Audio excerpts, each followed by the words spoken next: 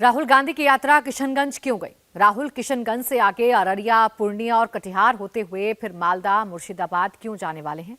इन सीटों पर एक बात कॉमन है, वो है एम फैक्टर। क्या राहुल गांधी अब 80 की तरफ नहीं देख रहे हैं और सिर्फ 20 को लेकर ही चल रहे हैं?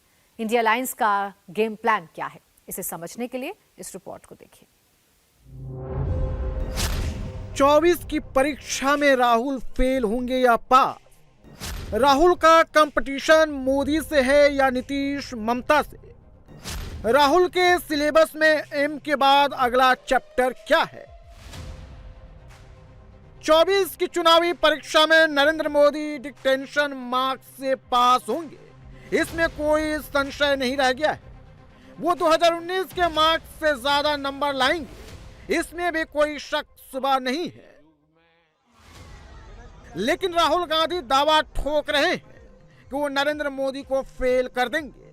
राहुल के दावे में कितना दम है? राहुल अपना स्कोर कैसे कैलकुलेट कर रहे हैं या मिस कैलकुलेट कर रहे हैं? 2019 में नरेंद्र मोदी 303 नंबर लाए थे, जबकि राहुल सिर्फ 52 नंबर ला पाए थे। तो फिर राहुल किसके भरोसे दावा ठोक रहे हैं कि 24 में मोदी को फेल कर देंगे? इसे समझने के लिए राहुल के रूट को समझना होगा। भारत जोड़ो न्याय यात्रा के 16वें दिन राहुल बिहार पहुंचे, जहां किशनगंज, अररिया, पूर्णिया, कटिहार में उनकी यात्रा तय है। बंगाल में उनकी यात्रा के रूट मैप में मेन पड़ाव बशीरहा, उत्तरी दिनाजपुर, मालदा और मुर्शिदाबाद है। इनमें कौन सी बात कॉमन है? इन सभी लोकसभा सीटों पर मुस्लिम वोटर जीत हार का फैक्टर है। तो क्या राहुल गांधी ये सोच रहे हैं कि मुस्लिम वोट के सहारे वो 24 में नरेंद्र मोदी को हरा देंगे, जबकि 16 दिन तक यात्रा करने के बाद वो खुद कह रहे हैं कि लोग रास्ते में पूछ रहे हैं कि यात्रा का मकसद क्या है? अगर कांग्रेस 16 दिनों में लोगों को ये नहीं बता पाई कि राहुल की यात्रा का मकसद क्या है, तो फिर वोट कैसे मिलेंगे? बहुत सारे लोगों ने रास्ते पर हमें पूछा, इस यात्रा का लक्ष्य क्या है और इस यात्रा को आप पैदल क्यों कर रहे हो? तो हमने समझाया कि देश में आरएसएस की विचारधारा, बीजेपी की विचारधारा ने हिंसा और नफरत फैला रखी है। एक धर्म का व्यक्ति दूसरे धर्म के व्यक्ति से लड़ रहा है और हम चाहते थे नफरत के बाजार में मोहब्बत की दुकान खुलनी चाहिए। बिहार में राहुल ने उत्तरी दिनाजपुर के रास्ते किशनगंज में एंट्री ली। राहुल ने किशनगंज को ही क्यों चुना?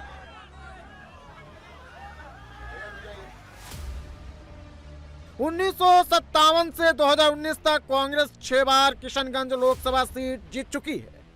पिछले 3 चुनाव 2009 से 2019 तक कांग्रेस यहां जीत की हैट्रिक बना चुकी है। 2014 की मोदी लहर में भी किशनगंज से कांग्रेस नहीं हारी थी। मतलब बिहार में कांग्रेस का सबसे मजबूत किला किशनगंज है। लेकिन 24 में मोदी कांग्रेस के इस किले को ध्वस्त करने का पूरा प्लान बना चुके हैं। नीतीश की घर वापसी उसी प्लान का एक हिस्सा है। मोदी कैसे इसे मुमकिन बनाएंगे, इसे भी समझ लेते हैं। 2014 में कांग्रेस को किशनगंज में 53.15% वोट मिले थे, जबकि 2019 में कांग्रेस सिर्फ 33.32% वोट हासिल कर पाई। 5 साल में उसके वोट में 19.83% की गिरावट आई है। एनडीए के कोटे से जेडीयू को 30.19% वोट मिले, जबकि ओवैसी की पार्टी एआईएमआईएम को 26.78% वोट मिले। मतलब किशनगंज में एनडीए का वोट बैंक स्थिर है, जबकि कांग्रेस का टूट रहा है। सीमांचल मुस्लिम बाहुल इलाका है।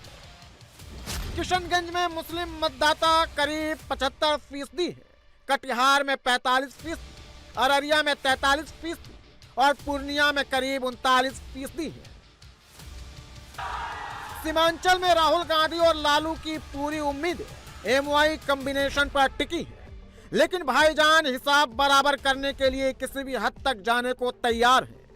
तेजस्वी ने एआईएमआईएम के 4 विधायकों को तोड़कर जो सदमा ओवैसी को दिया था, उसका बदला भाईजान 24 में जरूर लेंगे। ऐसे में कांग्रेस के लिए किशनगंज का गढ़ बचाना भी मुश्किल होगा। हमदर्दी हम तो पूछ रहे हैं ना, तेजस्वी से, लालू प्रसाद यादव से और लालू प्रसाद यादव की फैमिली से पूछना चाह रहे हैं, आपको तकलीफ हो रही है, नहीं हो रही, बताइए हमको। आपके पेट में दर्द हो रहा है, नहीं हो रहा है? आपको रात में नींद अच्छी आई आप लोगों को? आपने सीमांचल की जनता को धोखा दिया, हमारे 4 विधायक को खरीद कर, उनका जमीर खरीद कर। देख लिया आपने आज आपसे क्या हो रहा है। दो मर्तबा आपने नीतीश कुमार को मुख्यमंत्री बनाया और दो मर्तबा आप ही ने बीजेपी को सत्ता दी है बिहार में। अब बताइए लोकसभा में क्या होगा, इसका कौन जिम्मेदार है? इनको अगर हर चीज का जिम्मेदार तो हमको खड़ा करते हैं। आज ये तीनों पार्टी, देश के प्रधानमंत्री नरेंद्र मोदी, नीतीश कुमार और तेजस्वी यादव, इन तीनों को बिहार की जनता से माफी चाहनी चाहिए। और बिहार का डेवलपमेंट इन्होंने रोक दिया है और जो ख्वाब बिहार की जनता ने देखे थे, उन ख्वाबों को आपने चुकनाचूर कर दिया।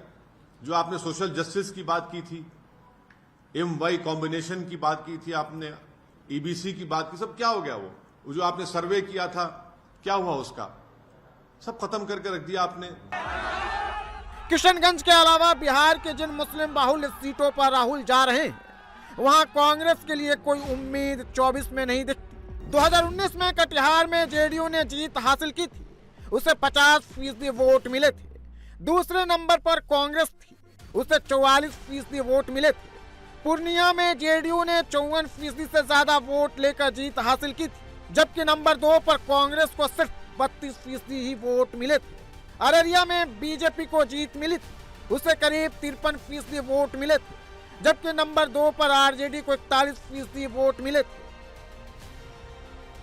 राहुल गांधी का कैलकुलेशन कहता है कि वो मुस्लिम वोट के सहारे सीमांचल में खेला कर जाएंगे, लेकिन मोदी का कैलकुलेशन कहता है कि कांग्रेस के हाथ से किशनगंज भी निकल जाएगा। अब की बार बिहार में 39 नहीं 40 पर कमल खिलेगा। तुम अपने पर भरोसा करो, तुम अपने पर भरोसा करो। अगल बगल में कौन क्या करता है छोड़ो। जितना ज्यादा अपने आप पर फोकस करोगे, उतना ही ज्यादा आपका क्वेश्चन पेपर पर फोकस होगा।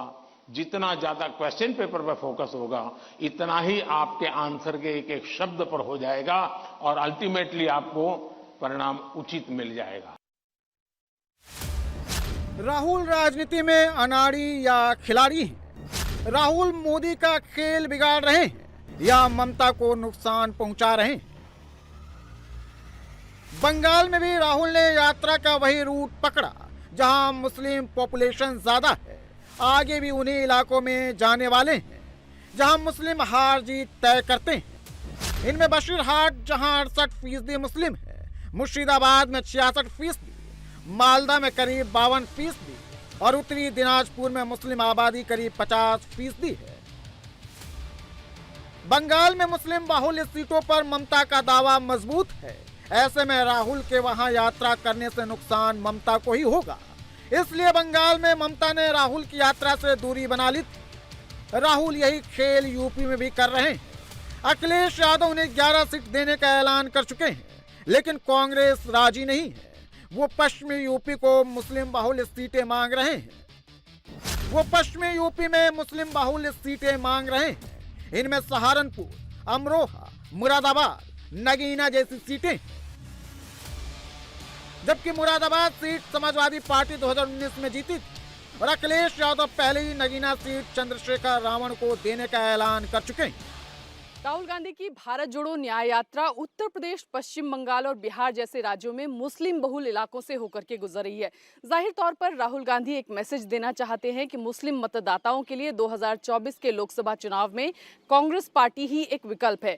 लेकिन एक बात जो कांग्रेस के इंडिया अलायंस पार्टनर्स को नहीं भा रही है वो ये कि इन तमाम राज्यों में इंडिया अलायंस के पार्टनर्स भी मुस्लिम बहुल पॉलिटिक्स ही करते हैं, या चाहे बात हो उत्तर प्रदेश की जहाँ पर समाजवादी पार्टी मुस्लिम यादव समीकरण बनाने में जुटी है, या फिर बात हो पश्चिम बंगाल की, जहां पर ममता बनर्जी मुस्लिम वोटों के ध्रुवीकरण पर ही भरोसा जता रही हैं 2024 के लोकसभा चुनाव की, और बिहार में राजद का वोट बैंक भी मुस्लिम और यादव समीकरण पर ही टिका हुआ है।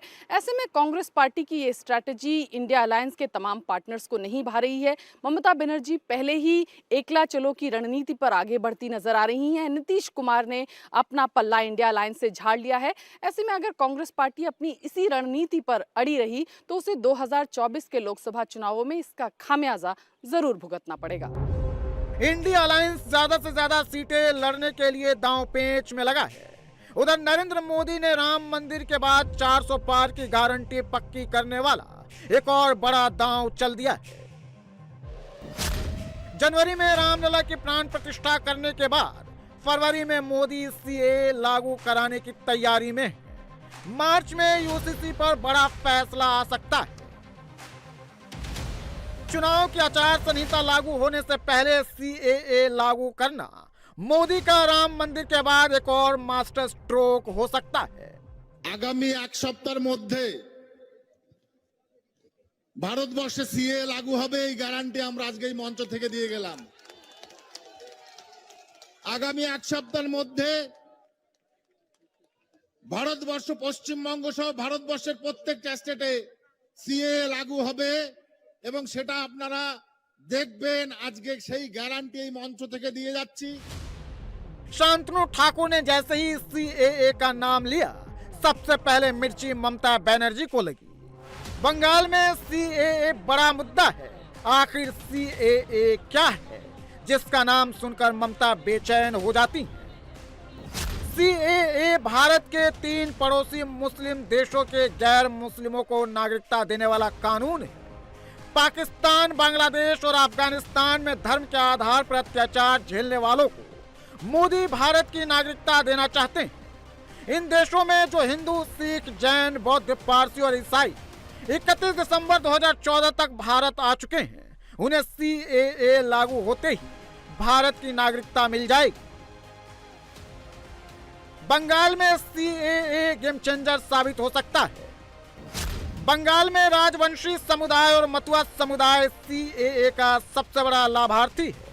राजवंशी समुदाय कूच बिहार, जलपाईगुड़ी और अलीपुर द्वार समेत करीब 5 सीटों पर जीत हार तय करता है, जबकि राज्य की 10 रिजर्व सीटों में 4 सीट ऐसी हैं जहां मतुआ समुदाय का बोलबाला है।